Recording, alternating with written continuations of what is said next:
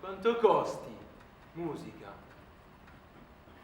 Quanta pena le povere tasche del cuore di noi suonatori d'accanto. Mi fingo suonatore. Forse era meglio fare l'attore. Ma fui falso letterato, fui lettor, fui uditore, fui tutore di latino, insomma, un precario di cultura per amore. E così, da allora vago, in cerca di chi un po' d'ascolto può rendere al mio fiato. Ed insomma, ecco, sono disposto a raccontarvi, a fare trama di amorose disavventure col mio cappello disordinato e con questa musica che dispera sulle sue note le mie parole e renderà sincera ogni risata ed ogni lacrima che per la bisbetica fu versata. Bisbetica e sorella a complottare, sembra, contro i cuori appassionati. Ebbene, qualcosa io pagai, appunto, in termini di sentimento, ma non è questo il momento. Piuttosto, come un banditore, accendo il riflettore sulla storia, la bisbetica domata! Di che cosa tratterà la vicenda? Un parapiglia di accenti, uno sbattere immaginato di finestre, un coro di corte popolare che si leva in cielo quando cade in sposa deve andare, perché lo sapete bene tutti, della di lei sorella Bianca sono innamorati, ma per essere accontentati Battista il padre deve prima sposare la bisbetica Cate. Bravo! Il nostro direttore. Io mi chiamo Lucenzio, ma chiamatemi ora perduto, per quel che mi è successo. Perduto per Bianca, sorella di Cate. Ma allora ci fu da ridere, perché da ricco mi feci povero per le grazie di Bianca, mentre sulla stessa strada si fece trovare Petruccio, il veronese, che a Padova giunse pieno di sorprese e di pretese. Ma quanto dolce fosse Bianca, quanto bisbetica Cate, ve lo andiamo a dimostrare. Incipit! Musica!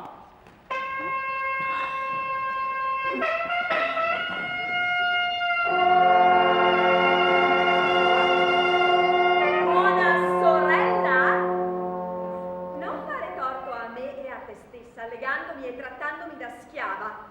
A me ripugna.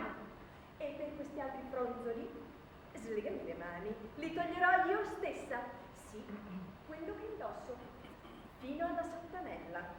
Oppure farò ciò che mi ordini di fare, sapendo bene il mio dovere verso i maggiori. Di tutti i tuoi pretendenti, ti ordino di dirmi chi preferisci e guarda di non mentire.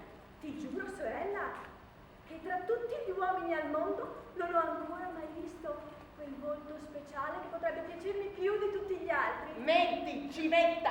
Non è forse Ortensio? È lui che ti piace? Se è così, ti giuro, sorella, che perorerò io stessa perché lo abbia tu. Allora forse preferisci i soldi. Vuoi gremio per essere tutta in ghingari? Ma è per lui che mi detesti tanto. Ma allora scherzi. E adesso capisco che finora hai soltanto scherzato. Ti prego, sorella Cate, slegami le mani. Sei stato tutto uno scherzo, lo è anche questo. Ehi, damigelle! Cos'è questa insolenza? Bianca! Poverina! Piange! Bianca, va! No. Va a cucire! Stai lontana da lei! E tu, vergogna, creatura d'animo diabolico! Perché prendertela contro chi non ti ha fatto nulla, eh? Quando mai lei ha usato per te male parole? Il suo silenzio mi rode. Mi vendicherò.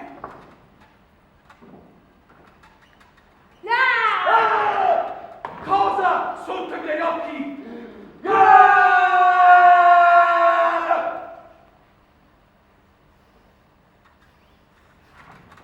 Bianca, va! Va!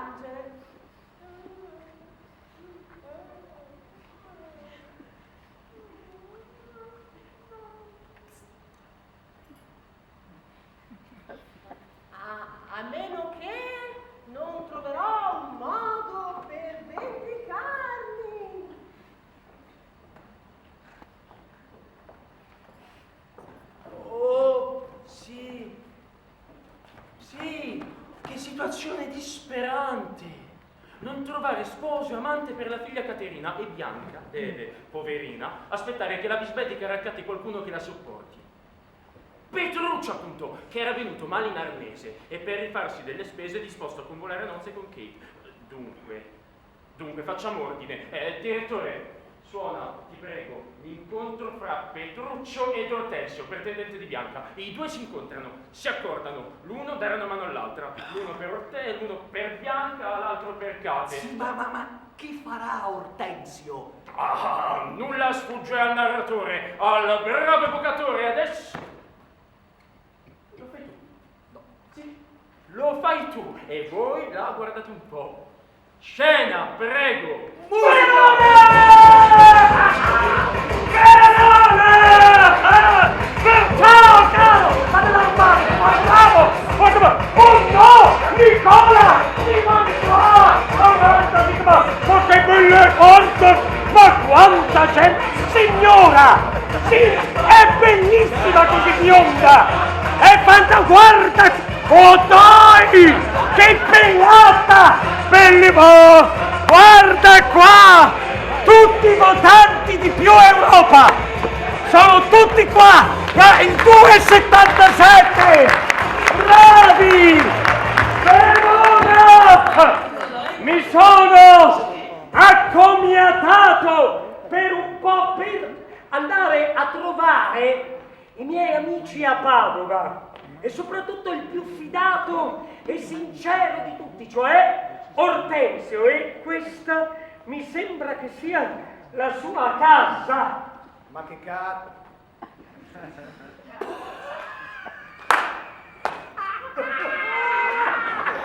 Pedruccio! Oddio, Pedruccio! Cosa ci fai qui a Padova? Signor Ortensio, con tutto il cuore ben trovato? Alla mia casa benvenuto! Molto onorato signor Pedruccio!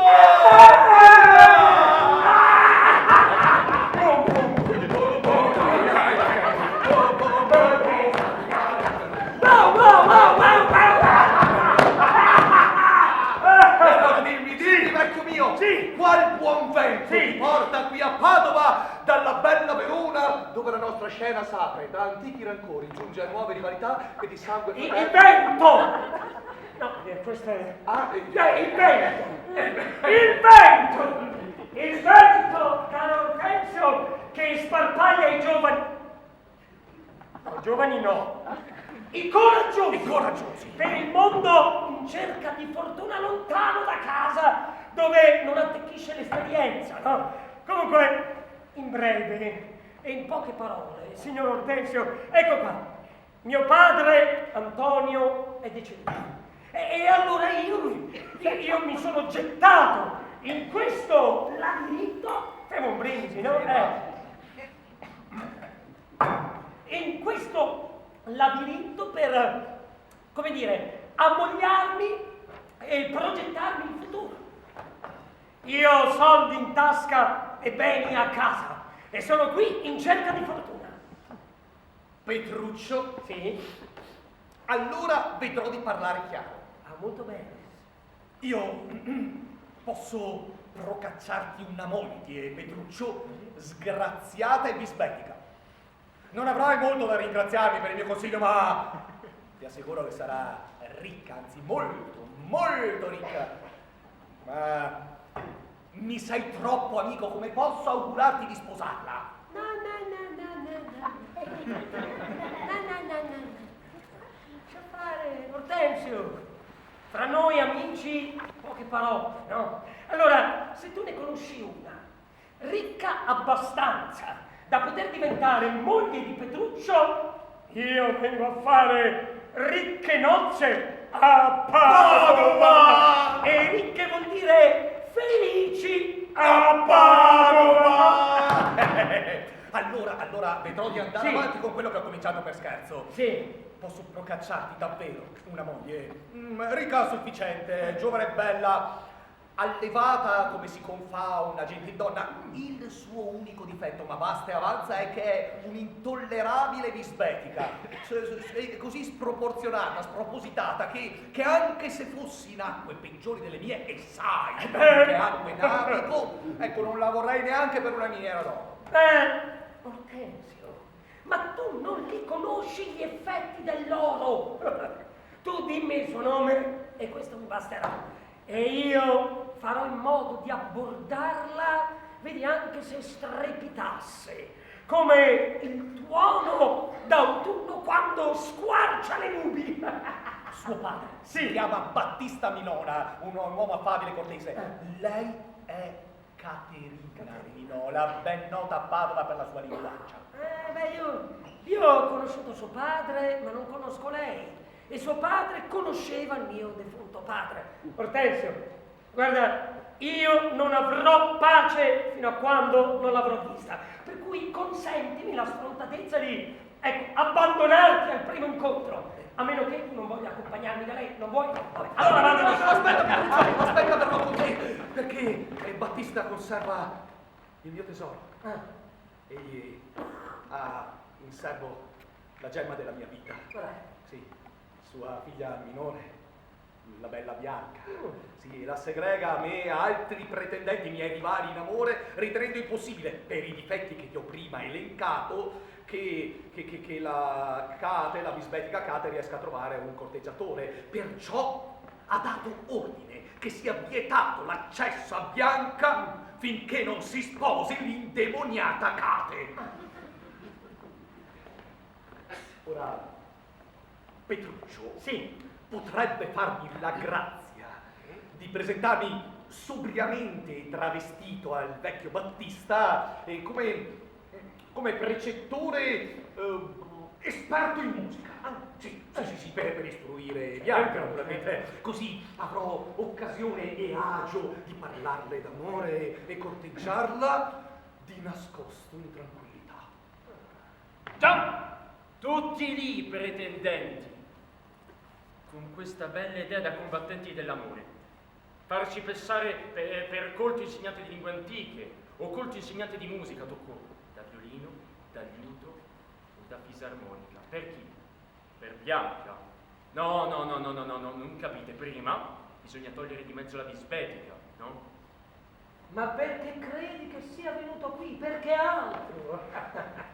Ma cosa credi? Che un po' di strepito mi possa turbare le orecchie? Non ho forse udito ai miei tempi ruggire i leoni? E non ho forse conosciuto il mare gonfiato dai venti, schiumante di rabbia, impazzito come un cinghiale? E non ho forse udito sui campi di guerra, non ho forse udito le cannonate o tuonare l'artiglieria dal cielo che nei giorni di battaglia? Non ho forse udito nitriti di destrieri, allarmi, fragore di trombe? E voi volete farmi credere che io possa spaventarmi di fronte alla lingua di una donna, il cui rumore non è maggiore di quello dello scoppio di una castagna nel fuoco del contadino? Via. Spaventati bambini, sì, col babà. Se è così, signore, voi siete l'uomo destinato a scioglierci dall'incanto, a sciogliere il ghiaccio, a compiere l'impresa, a conquistare la maggiore e liberare il campo a noi per la minore. Poi chi avrà la fortuna di ottenere costei non sarà certo così sgarbato da mostrarsi ingrato. Insomma, Petruccio, l'impresa è valida e tu per me sei il mio benvenuto!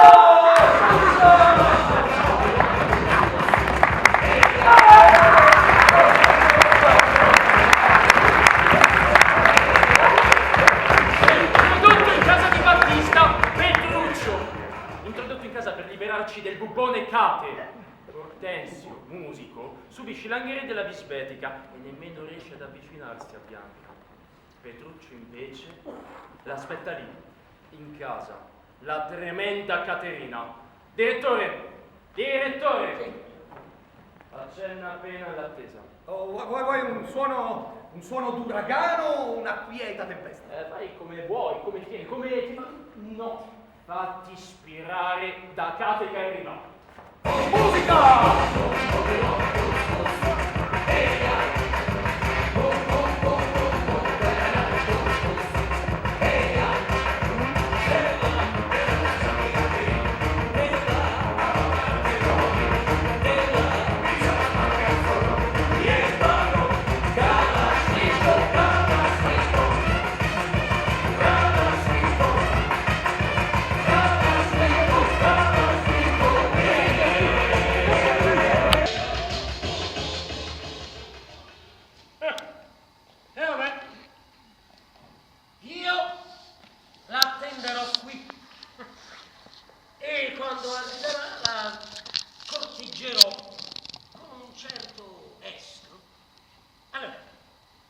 Mettiamo che sbraiti, no? Io le dirò che canta con la soavità dell'usignolo. E se invece fa il cipiglio, allora dirò che ha il viso luminoso, fresco come quello di una rosa mattutina, quando c'è la rugiada. Se invece non parla, non spiccica a parola, loderò la sua loquacità e mi commuoverò della sua eloquenza. E se invece mi manderà a quel paese, sarò allegro come se mi avesse invitato lì a stare per un mese. E se si rifiuterà di sposare, allora non vedrò l'ora di pubblicare i bandi e celebrare le nozze. Allora, sento che sta arrivando. Allora, Petruccio, a te.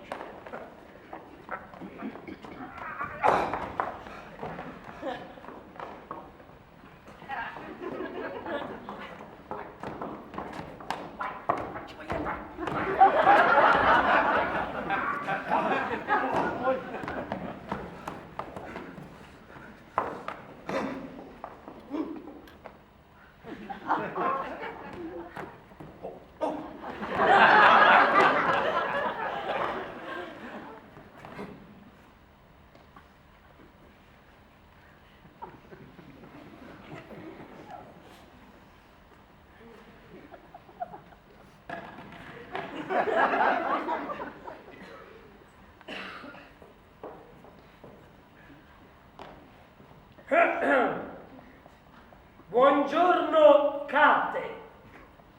Perché così vi chiamano, ho sentito dire. Avete sentito bene, ma siete un po' duro d'orecchi. Chi parla di me mi chiama Caterina. Ah no, ma voi mentite in verità, eh? No, perché voi vi chiamate semplicemente Cate, o la gagliarda Cate, oppure l'indemoniata Cate, ma Cate, la più vezzosa Cate della cristianità, Cate di Castelcate, squisitissima Cate, squisitissima fra le squisitissime Cate, vi dico a voi, Cate, mia consolazione. Dunque, ecco, sentendo lodare la tua mitezza in ogni città, andiamo declamare la tua beltà e se proclamare le tue virtù, anche se in fondo non così bene come tu meriteresti, io mi sono mosso di persona a chiedere la tua mano. Mosso. Chi vi ha mosso vi rimuova di qui. Capite subito che eravate un mobile. No, scusa, come sarebbe un mobile? Uno sgabello. Ci hai azzeccato! Cate, ci hai azzeccato! Allora, avanti, vieni qua, sieditici sopra allo sgabello. Sgabello.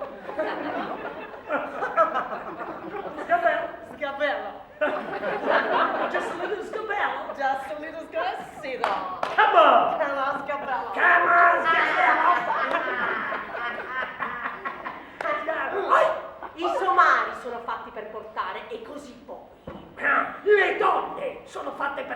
parlare così voi? No! Non uno sfigato come voi se parlate di me. No, ma Kate, ma io non voglio gravarti, via. Sei troppo giovane e leggera. Oh, troppo giovane per un tanghero come voi e comunque ponderata come il mio peso. Ah, come il tuo pelo.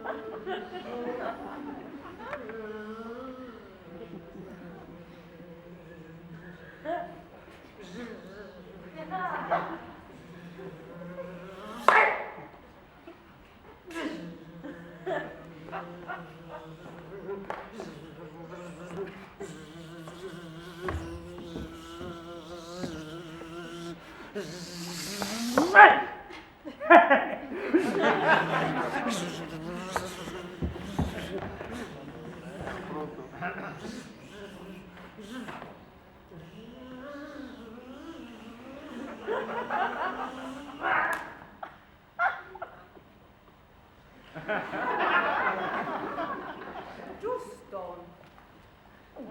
Calabrone. Ah, o tortora lenta, se t'aggiusta un calabrone. Tortura che si mangia il calabrone. Oh, via. Vespaccia, siete troppo rabbiosa. Se son vespaccia, attento al pungiglione. Ma il rimedio è di strapparlo. Ah, se lo scemo sapesse dov'è.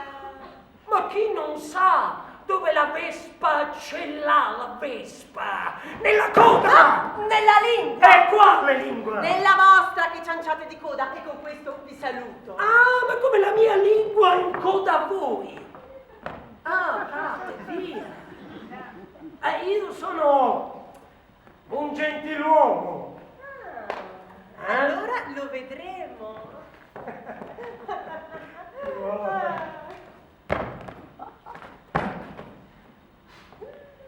Io giuro che ve ne suono se ci riprovate. Oh, allora rimarrete senza blasone. Se mi colpite non siete un gentiluomo. No gentiluomo, no blasone. No, avanti cacate! O mettimi nel tuo albo d'oro! Ma con che cimiero? Con la cresta del gallo cappone? No, un gallo senza cresta! Seccate è la mia gallina! Non sarete il mio gallo, voi gracchiate come un corvo! Su, Kate! E vieni, staccia nella faccia! Ah, la sporco quando sento del ladro! Ma non c'è del ladro! No,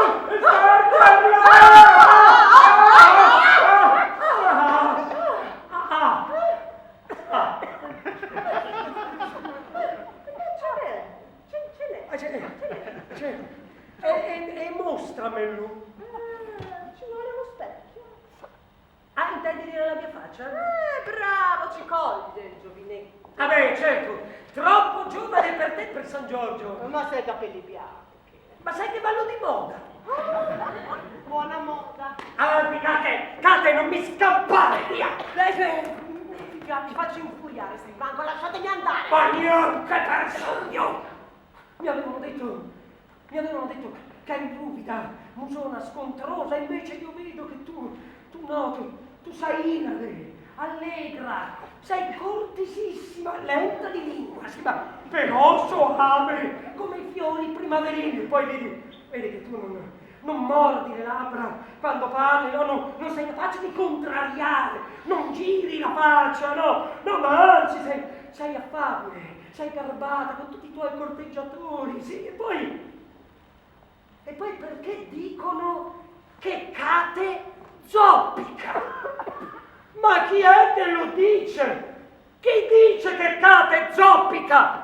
Mondo slandrone! Slanderous word, e questo è Shakespeare. Ma Kate è dritta, è snella, dai, fa vedere, perché fa vedere come cammini, dai, fa vedere, guarda! Tu non claudichi, no?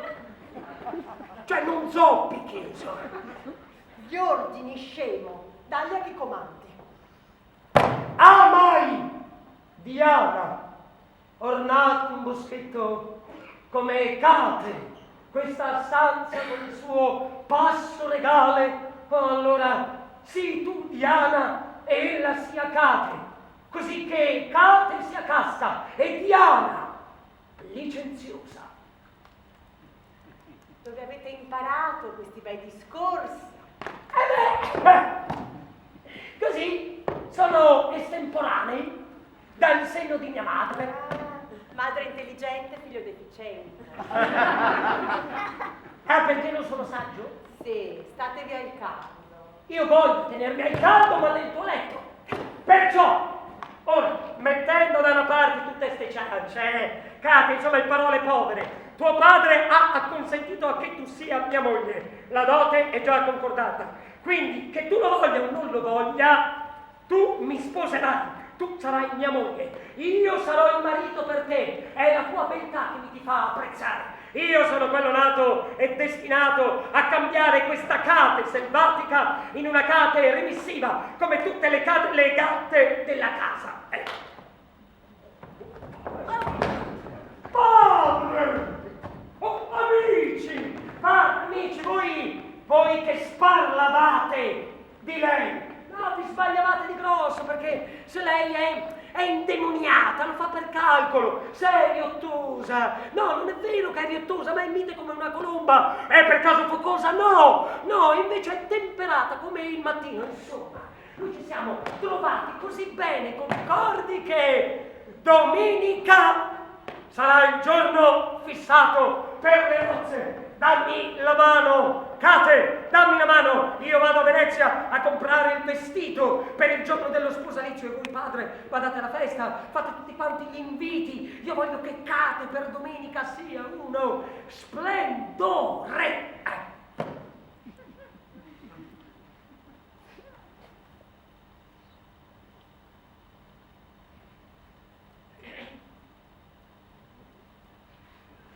Datemi la mano. Non capisco niente. Che Dio vi renda felici. Petruccio, affare fatto. Bene. Padre, moglie, amici, addio. Vado a Venezia a comprarmi i vestiti, perché domenica arriva presto. Avremo addobbi, anelli, gingilli, un sacco di altre cose. E tu, baciami, Cate. Domenica saremo splendidi. Domenica ti porterò sul lago. Dai, sarà più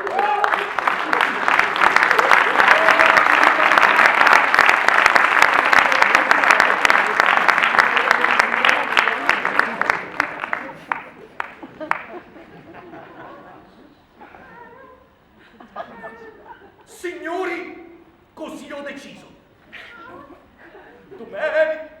Domenica prossima si sposerà mia figlia Caterina. E la domenica successiva Bianca andrà in sposa andrà in sposa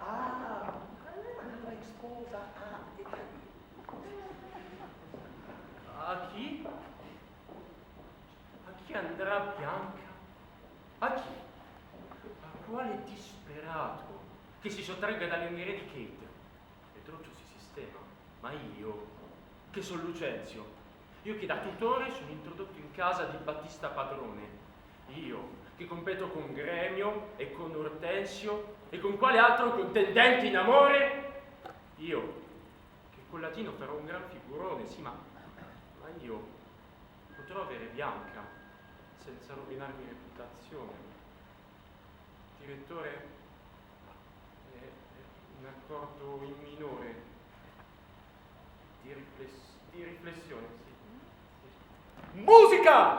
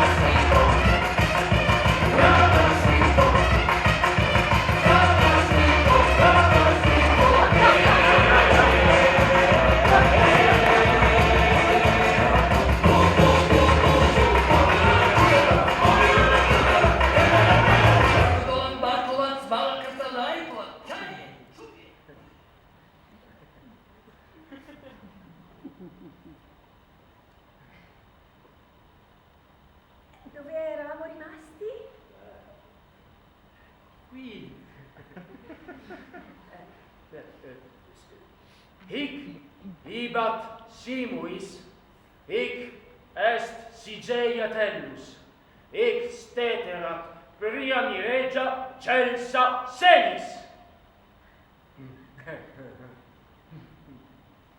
Fate la traduzione? Sì. Hic ibat, come vi ho detto prima, simuis, io sono Lucentio. Hic est, figlio di Vincenzo da Pisa, Sigeia Tellus, così travestito per ottenere il vostro amore. Hic steterat, e quel Lucentio che viene a corteggiarvi, Priami, è il mio servo, Dramio. Regia, che assume il mio aspetto, Celsa Senis, per ingannare il vecchio pantalone. Sì, per vostro padre. Adesso vediamo se lo so tradurre io. Sì. Hic ibat simois. Io non vi conosco. Hic est sigeia tellus. Non mi fido di voi. Hic steterat priami. Attento che non ci senta. Regia. Non fatevi illusioni. Celsa senis. Non disperate. Ma non sono solo. No, che non sono solo. C'è di mezzo Ortensio. Se fossi stato solo, avrei cercato un appuntamento, un accomodamento di cuori. Ma invece c'è Ortensio con le sue scale musicali, si intende.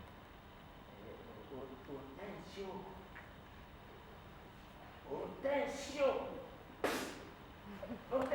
Direttore! Adesso tocca a te, Ortensio.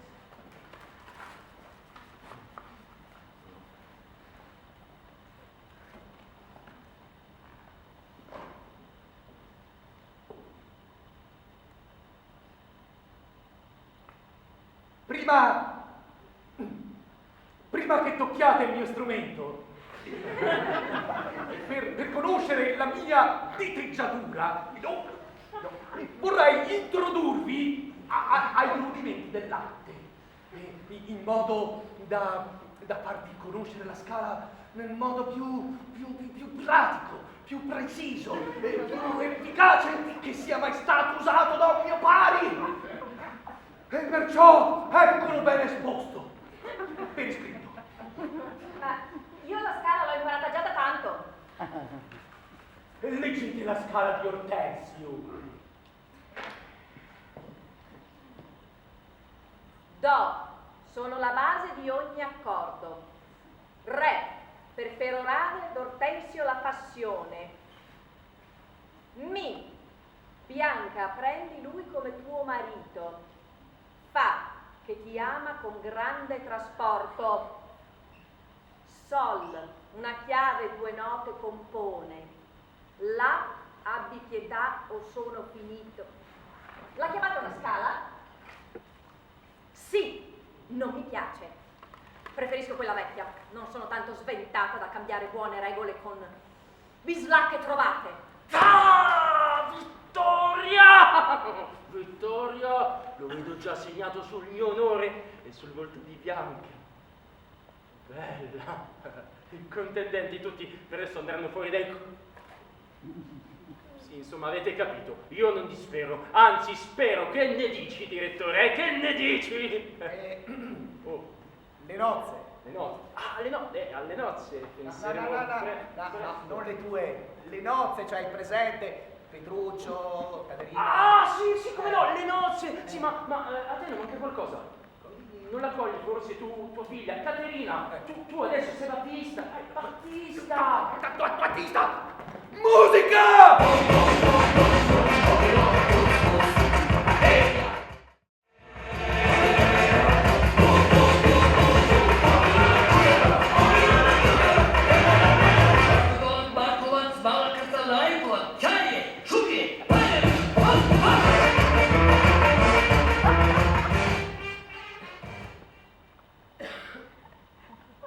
E questo è il giorno prefissato per le nozze di Petruccio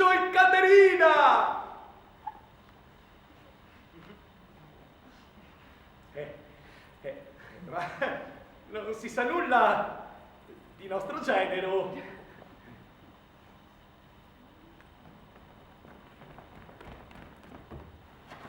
Che dirà la gente? E sarà una burla, con lo sposo assente e il prete che aspetta in chiesa di celebrare i riti nuziali. La vergogna è solo mia. Io sono stata forzata a dare la mia mano contro voglia a un buzzurro, uno scapestrato, uno che a corteggiare va di fretta, mentre che a sposare se la prende comoda. Ve l'avevo detto io che era un matto da legare, che con i suoi strani modi ce l'aveva brutti intenti.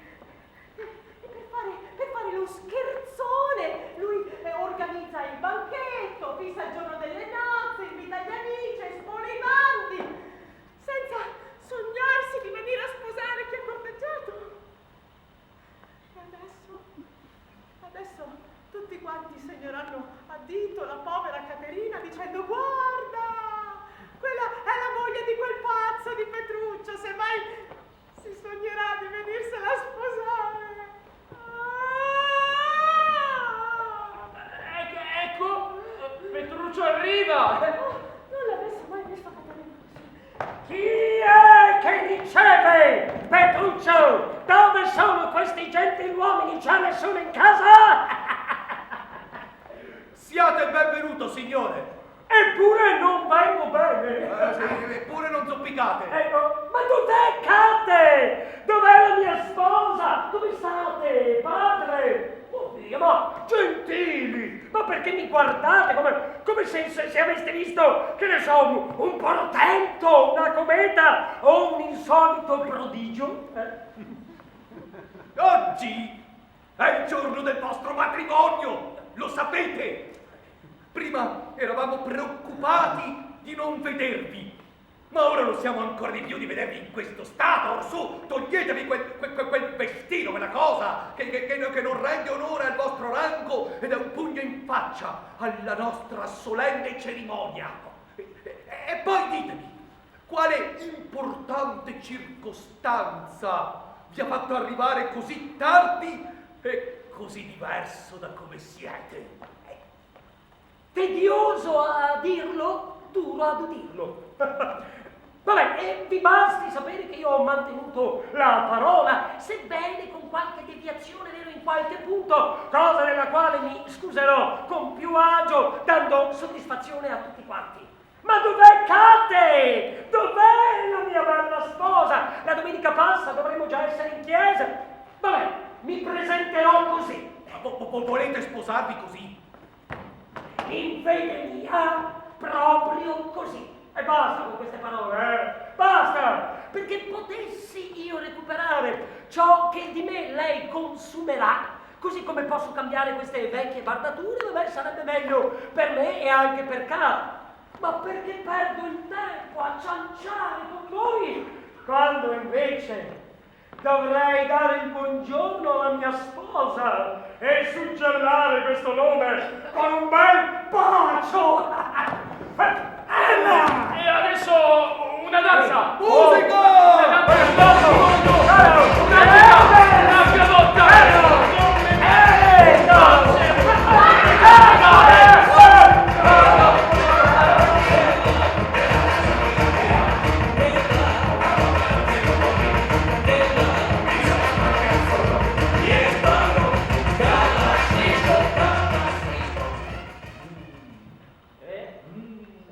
Lo sposo e la sposa tornano a casa per la sera, tornano.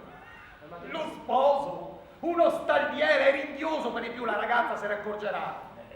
Peggio di lei. Peggio di lei. Con questo è impossibile. Ma è un diavolo incarnato. No, certo, è come. Lei è un diavolo, anzi una diavolessa. No, è una colomba, una pecorella, un essere innocente al confronto.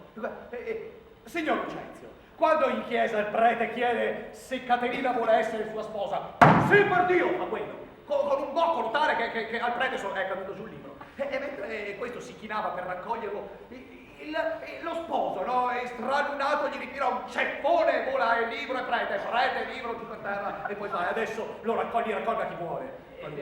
Cosa ha detto la signora quando il prete si alzò? Tremava, sì, e lui continuava a pestare, a bestemmiare, come se il prete volesse abbindolare. E poi, dopo altre sciocchezze, chiede del vino e dice un brindisi e si mette a tracanare come se fosse stato sulla tolda della nave con i marinai dopo una tempesta. E poi prende le ostie e le getta in faccia al sacrestano, la barbetta così, no, da affamato, che sembrava chiedergliene a lui. E poi prende la sposa per il collo e gli schiocca un bacio sulla bocca che rintrona in tutta la chiesa. E a quel punto io sono andato via per la vergogna e così tutta la congrega. Insomma, non si è mai visto un matrimonio tanto pazzo. È così. Ma eccoli che arrivano.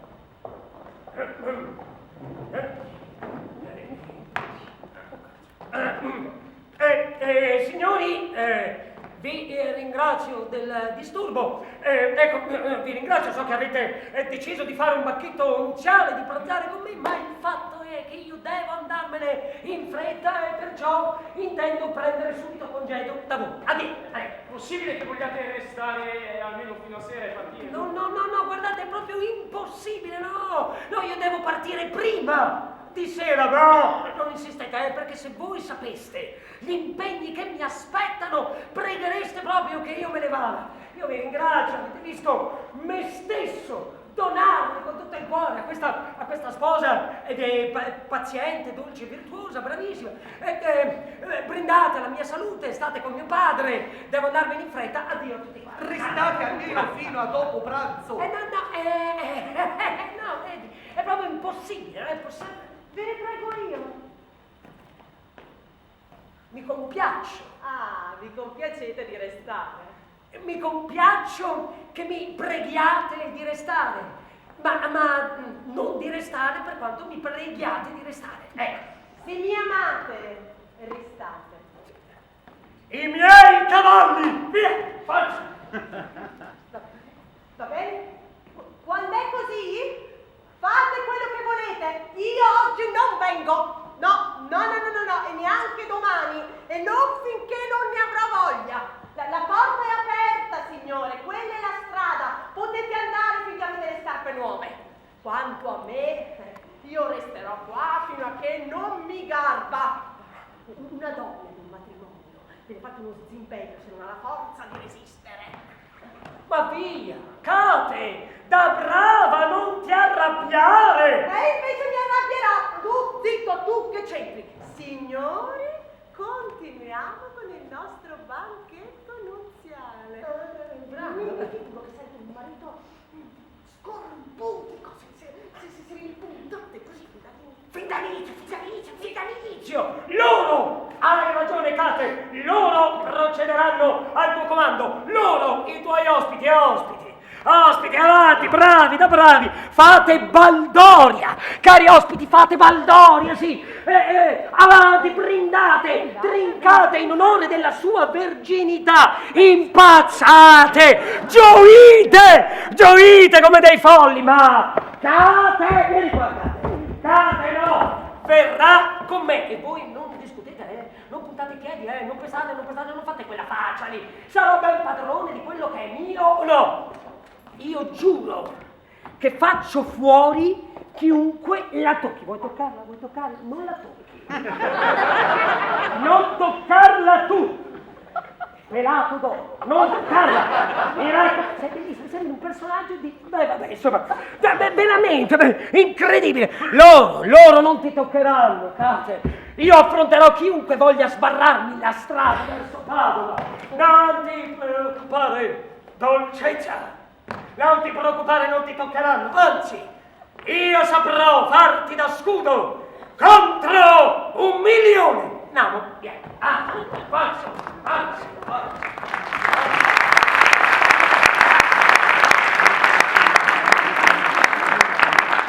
Non si è mai visto un matrimonio tanto balzano. E voi, signora, cosa pensate di vostra sorella? Che matta com'è, la coppia con un matto. Sì, Petruccio si è catizzato e a questo punto Lucenzio, prendi il posto di Petruccio e tu, Bianca, il posto di tua sorella. Via, musica!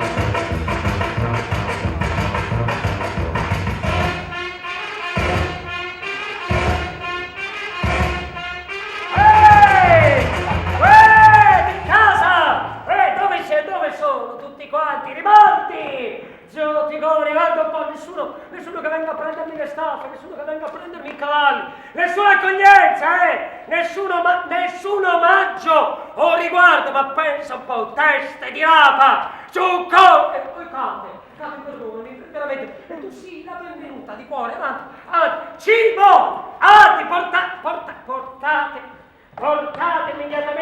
portate immediatamente del cibo, porta del cibo, porta del cibo avanti. Servitore, guarda che bella faccia da servo! Porta qua e il cibo! Fai il cavaliere da bravo, dietro! Specialista, attenta alle gaute perché sennò, forza, siamo fuori a giubili! Via! Avanti! Dell'acqua! Vuoi dell'acqua, stiamo avanti! Acqua! Mi dà... Ma guarda te, non ci muovo, lo devo fare tutto da solo, Cate! Devo fare tutto da solo! Dell'acqua! No, vediamo, scegliamo dell'acqua!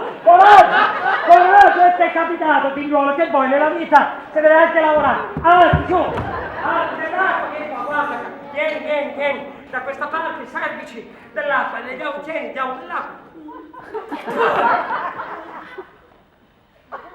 Me l'hai fatto cadere per terra? No, ma guarda che... Vattene, va. Non ha fatto niente. Non era Cate, siedi, tu devi mangiare, Dio, sarai affamata. Cate, siedi. Cate, guarda, mangia. Cate, mangiamo. La dici tu la preghiera o la dico io? Chi la dice? La preghiera. Guarda. Ma cos'è questo? Montone! È un montone tutto bruciato, come tutto il resto.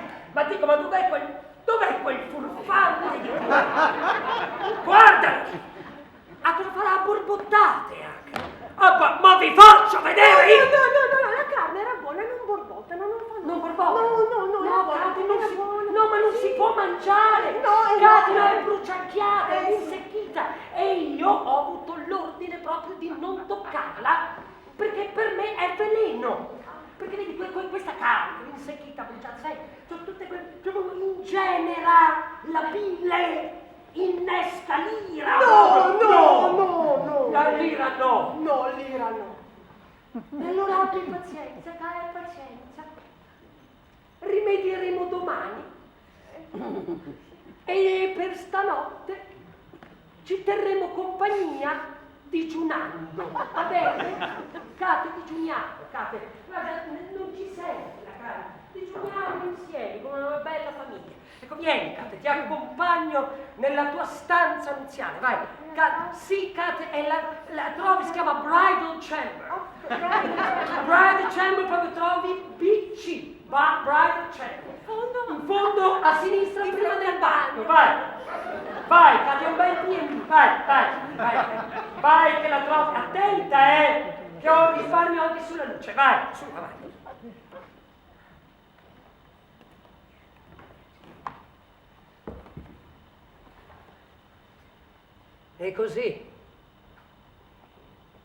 E così ho iniziato da politico il mio regno e spero di concluderlo con successo. Già, oggi non ha mangiato e nemmeno domani toccherà cibo. Ieri notte non ha dormito e nemmeno stanotte dormirà. E così come col cibo io troverò qualche difetto immaginato, che ne so, su come è stato rifatto il letto, allora butterò qua il guanciale, lì il capezzale, lì una coperta, là magari butto un lenzuolo. E se proverà ad appisolarsi, io sbraiterò e strillerò e la terrò costantemente sveglia. Già. È questo il modo, questo sì. Questo è il modo di uccidere una moglie. Con le gentilezze. Già. E la mia storia? E la mia storia? Talmente stordito da questa farsa di Petruccio da essermi scordato completamente della mia storia. Ecco, arriva Bianca. Ecco la mia Colombella, il mio Oriente da ogni balcone. Bene, signora, voi approfittate di quel che leggete. E voi cosa leggete, maestro? Prima chiarite questo. Io leggo quel che professo, l'arte di amare. Possiamo riuscire padrone della nostra arte? E voi, mia cara padrona del mio cuore.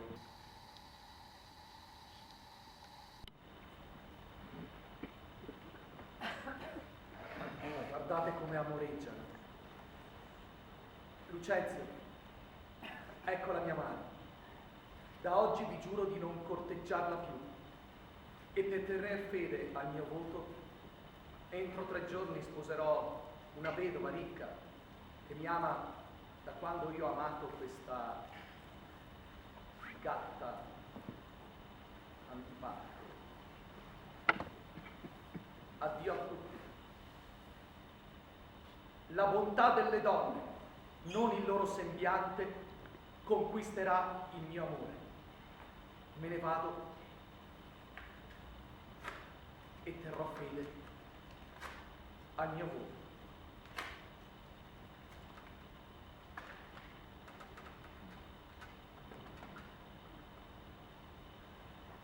E così abbiamo fatto fuori Ortensio. E con il mio servo bisognava organizzare il falso arrivo di mio padre, perché breve Bianca non potesse sposare. Tranne, già, il mio servo, pieno di invenzioni. Lui, da me travestito, e un altro, da mio padre camuffato, avrebbero convinto Battista a concedere in sposa Bianca ad un certo Lucrezio, cioè me stesso, mentre io, libero da ogni vincolo, potevo andare a sposare Bianca in segreto. Come mi dicevano queste storie dove niente era a posto e dove ognuno fingeva qualche cosa, come Petruccio, che fingeva di essere un bisbetico scontroso. Più mi maltratta, più mostra malvolere. Ma come? Mi ha sposata per affamarmi? I mendicanti, quando vengono a chiedere l'elemosina a casa di mio padre, la ricevono subito, oppure altrove trovano chi fa loro la carità, ma io, che non ho mai saputo elemosinare, né ho mai avuto bisogno di elemosinare. Sono morta di fame, barcollo di sonno. Vengo tenuta sveglia a strilli e nutrita di parolacce. E quello che mi rode di più di tutte queste privazioni è che lo fa spacciandolo per vero amore. Come sta la mia Cate? Come? Giù di corda, tesoro. Sono un po' a bocca asciutta. Via, rallegrati e fammi buon viso, dai, fammi buon viso, dai. Guarda qua, amore, come il tuo sposo t'ha preparato con le sue mani da mangiare. Guarda che roba, avanti, guarda. Te l'ho portato io stesso e questa cosa merita almeno, Kate, un grazie, no? Una cortesia, un grazie. No, nessuna parola. Vabbè, vorrà dire che tutto il mio da fare non è servito a nulla. Porto il mangiare qua.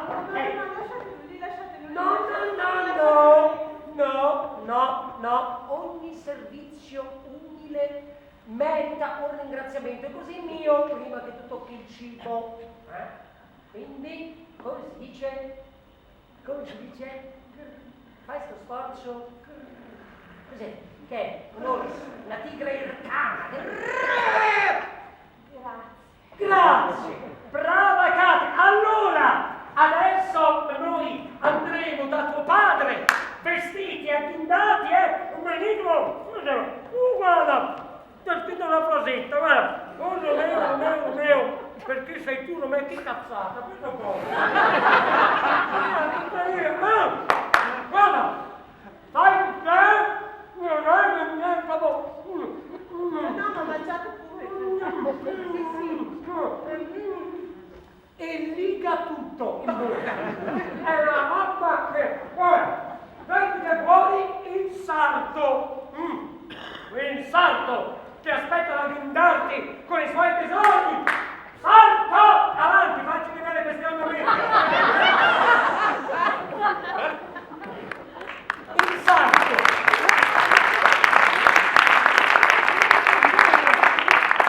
Meraviglioso sarto. Cosa ci avete portato? Ecco il cappellino che mi ha ordinato. Sarebbe questo il cappello? È questo il cappello? Ma questa è una bubola. Questa è una baglia, ma guarda un po', è una cuffietta da neonato. Ma come si fa? È troppo piccolo, dai, fammene vedere uno più grande, dai. Io voglio uno più grande e io lo voglio così, è così che lo portano le gentildonne. Le gentildonne quando sarai una gentildonna ce l'avrai, ma non prima, No, signore, no. Io penso di aver licenza di parlare e parlerò. Io non sono una ragazzina, una bambina.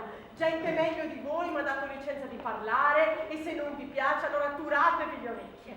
Io darò pieno sfogo all'ira che ho nel cuore, altrimenti io temo che il mio cuore si spezzerà.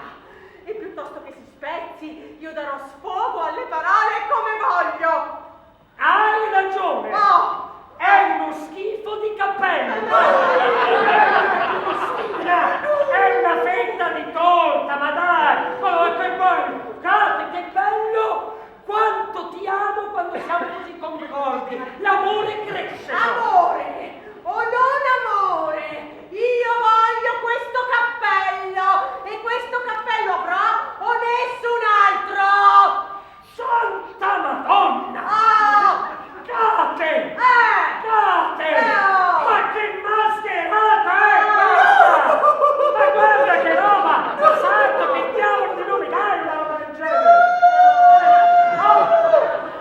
L'ho fatto secondo gli ultimi distilli di moda! Che cosa hai detto? Distilli! Ma che è il distillo? Cos'è? Dettami! I dettami alla moda! Ma io ti ho detto di mettercene qualcuno, non di infiocchettare una veste! Ma via! Portala via! Salta i fossi, che questo è il mio ordine! Salta i fossi e salta il mio ordine! Va! Io non ho mai visto un vestito così bello, meglio tagliato bellissimo.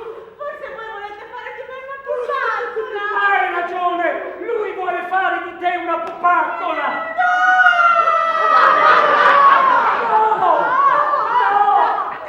Lei dice Sì! che lei vuole fare Lei chi? Lei? vuole fare una pupattola di lei! Ah! Mostro d'arroganza! Odità! Filo di seta, no! Metro! No, ma che metro? 3 quarti? No! Mezzo metro! Quarto di metro! Pulce! Pidocchietto! Avanzala là! Fatela che ti invito! È un poco che...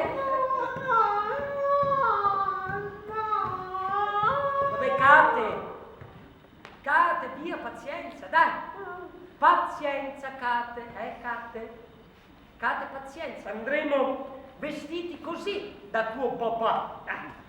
Con questi vestiti onesti anche se umili. Che abbiamo i soldi in tasca, anche se abbiamo i vestiti umili, perché ti ricordo, Cate, che come dice il filosofo, è l'anima che arricchisce il corpo, non il contrario, capito? Cate, dai, cambiamo, via. Io sono già preparati i cavalli, sai. Li ho già fatti bardare, ci aspettano in fondo al viale. Sì, andiamo a piedi, in fondo al viale. Dunque sono le 7, noi partiamo, arriviamo per l'ora di pranzo. No, signore, sono le 2, quindi arriviamo all'ora di cena. Lo sai, Cate, ma Cate, basta, Cate, basta! Basta! Sei proprio una moglie! Sei sempre lì che mi contraddici qualunque cosa io dica, io faccia o pensi di fare o dire.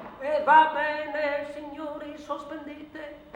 Io non partirò, o lo farò all'ora che dico io. Padova!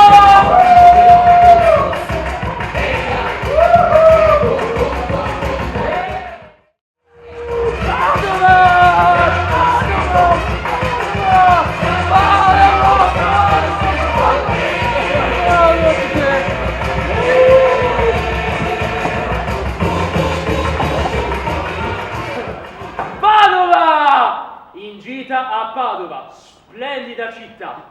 In gita a trovare Battista, padre di Caterina. In gita a vedere Lucenzio, falso tutore. Mettere l'anello al dito a Bianca, vero amore.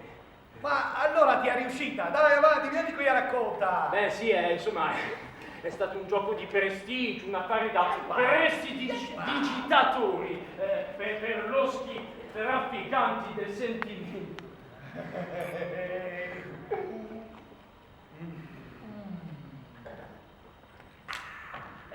Insomma, ben presto detto. Mentre il mio servo, travestito da me, si presentava a Battista con tanto di padre al seguito, io me ne andavo in una chiesa a sposare Bianca come se tutto fosse regolare. Va bene. Tralasciamo poi il fatto che mio padre e suo padre scoprono l'inghippo e per forza devo inginocchiarmi ai piedi del mio genitore e chiedere perdono. Dio del cielo! Cate, ma guarda un po'! Guarda come splende la luna! La luna, sì, è il sole. Io dico che è la luna che splende così. No, io dico che è il sole che splende così. Per il figlio di mia madre, cioè me. Sarà luna o stella o quello che voglio io prima che si parta per andare da tuo padre. No, va bene, visto che siamo arrivati fin qui, che sia luna, stella, quello che volete, e se volete chiamarla candeletta di sego, bene, sarà candeletta di sego anche per me. Io dico che è la luna. Certo, è la luna. Ma no, guarda che menti, Ma dai, è il sole, no? È il sole benedetto. E allora Dio benedetto è il sole benedetto. Ma sole non è più se voi dite che non lo è. E la luna cambia secondo i vostri dettagli. E tal sarà anche per Caterina. L'amore ha operato questi miracoli.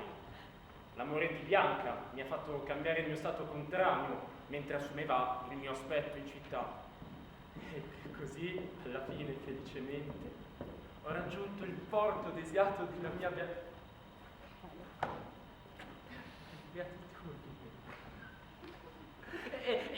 Ma quello che ha fatto Tranquilli l'ho ordinato io. E così saremmo stati tutti pronti al convito d'amore, anche con Caterina, ex bisbetica, e Petruccio, suo signore. Marito, andiamo a vedere la fine di questa storia. Prima baciami, Cate, e poi andiamo. Dai, qui davanti a tutti. No, perché ti vergogni di me? No. E di baciare. Vabbè, niente, come se niente fosse stato fatto, andiamo. No.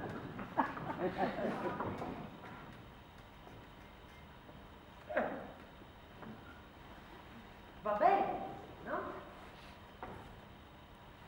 Andiamo, Catherine. Meglio tardi che mai. Meglio ora di prima. Alla fine, dopo tanto, le nostre noti discordi trovano un accordo. Ed è ormai tempo, finita la furia della guerra, di sorridere delle traversie e dei pericoli scampati. Fratello Petruccio, sorella Caterina, godetevi il meglio e benvenuti a casa mia!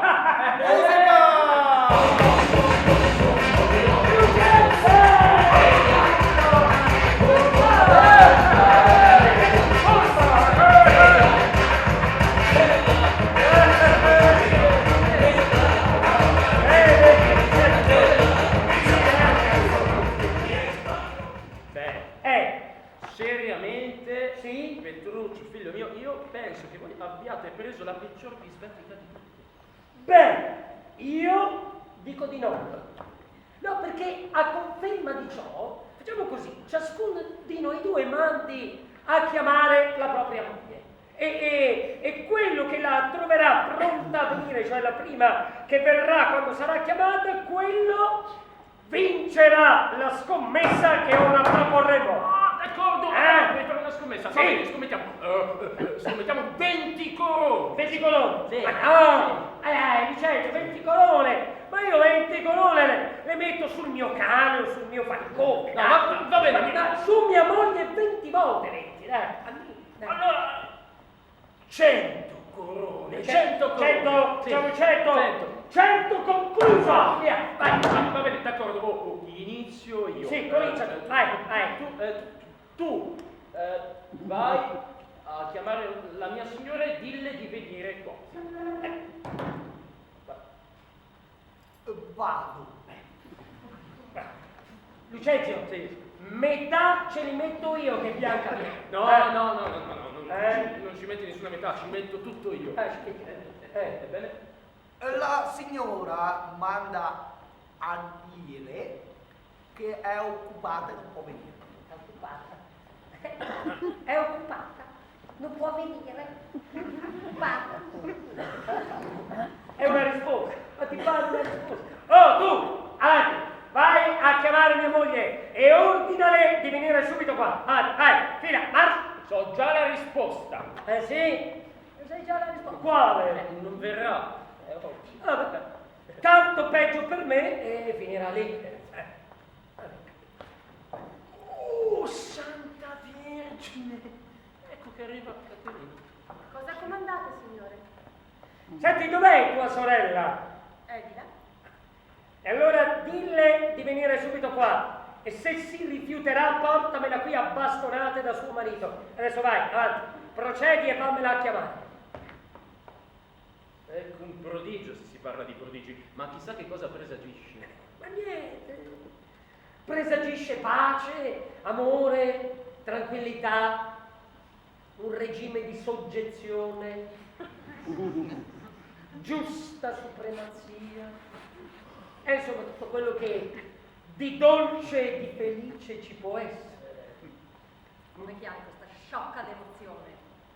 Se la tua devozione fosse stata altrettanto sciocca, la saggezza invece che hai usato per decidere le tue questioni mi ha fatto perdere 100 corone dall'ora di cena. Sciocco sei stato tu a scommetterci su. Su, vergogna. Spiana quella fronte truce e minacciosa, non dardeggiare fremendo negli occhi per ferire il tuo re, il tuo governatore, il tuo signore. Una donna irosa è come una fontana intorpidita, fangosa, priva di bellezza, e nessuno, per quanto assetato o con la gola secca, si degna di toccarla o di sorbirne una goccia. Tuo marito marito è il tuo re, il tuo governatore, il tuo signore, il tuo capo, il tuo custode, uno che ha cura di te e del tuo mantenimento, mentre tu te ne stai a casa, al sicuro, e altro non vuole da te che amore, obbedienza e soggezione. Perdicco il pagamento per sì grande debito. Il dovere che lega un suddito al suo sovrano, lega ugualmente una moglie al suo marito. E quando ella è irtuosa, petulante, imbronciata, acida e disobbediente al suo onesto volere, non è forse una trista ribelle contenziosa, una sgraziata traditrice del suo signore? Mi vergogno che certe donne siano così sciocche da volere la guerra, anziché pregare per la pace, che cerchino autorità, supremazia e dominio, quando invece i nostri corpi sono deboli, lisci e teneri, apposta per accogliere le nostre doti interiori. Il mio animo è stato altero come il vostro, tanto da rispondere parola per parola e cipiglio a cipiglio. Ma ora lo so, le nostre lance non sono che pagliuzze, è debole la nostra forza, senza confronto le nostre debolezze, tanto più deboli quando vogliamo mostrarci forti. Abbassate la cresta, non c'è più scopo, e mettete la mano sotto il piede dello sposo.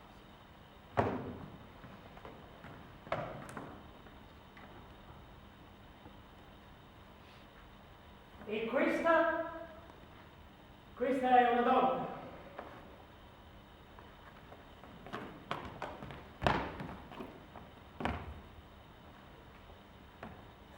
Questa sarebbe una donna?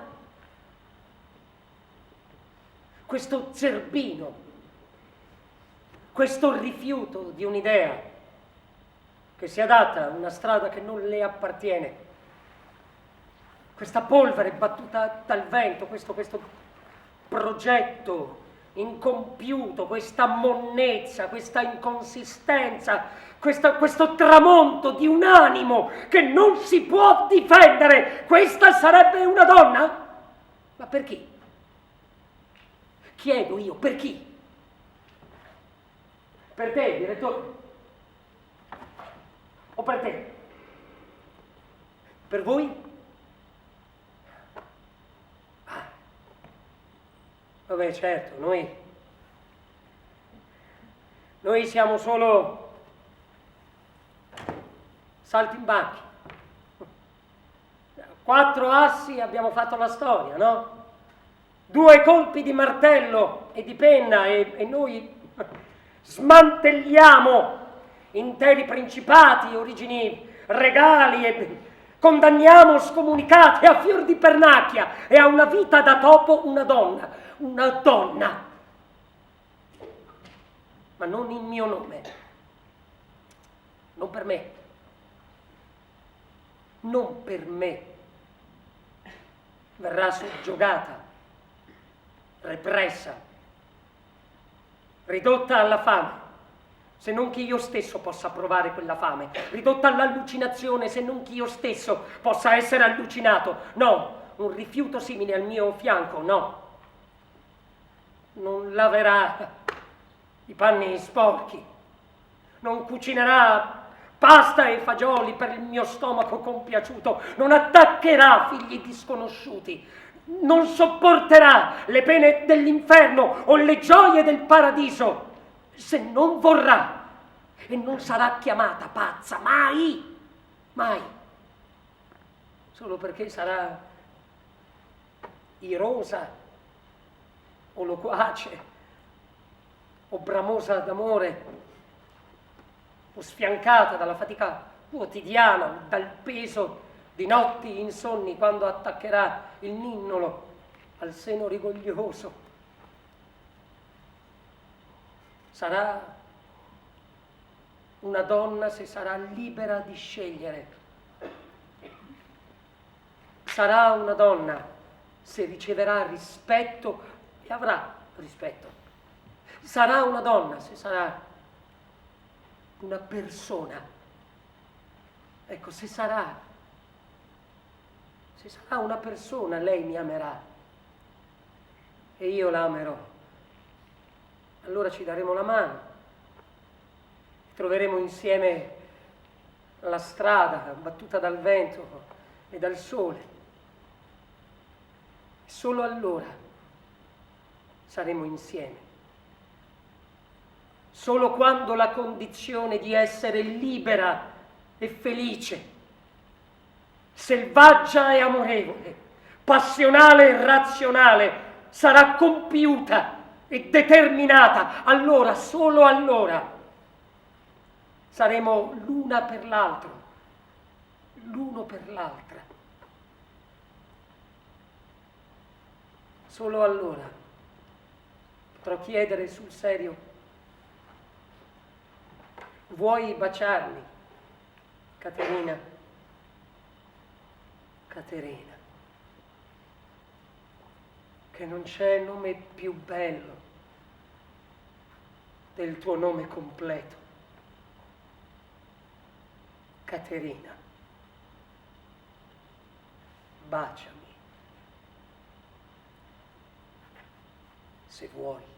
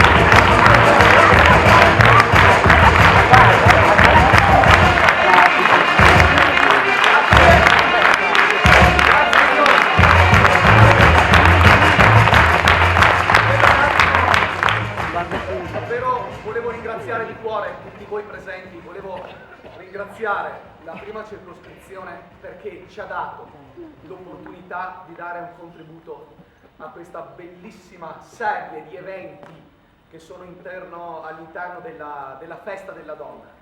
Volevo ringraziare Andrea De Manicor, che è l'autore di questo film.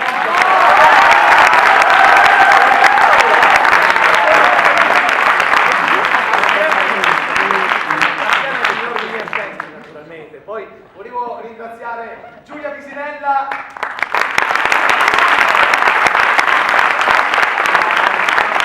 Michele Bombini.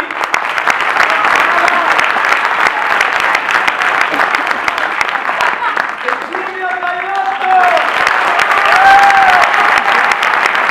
E il nostro conduttore, presentatore, regista, fondatore di Casa Shakespeare, Solimano Coccarolo!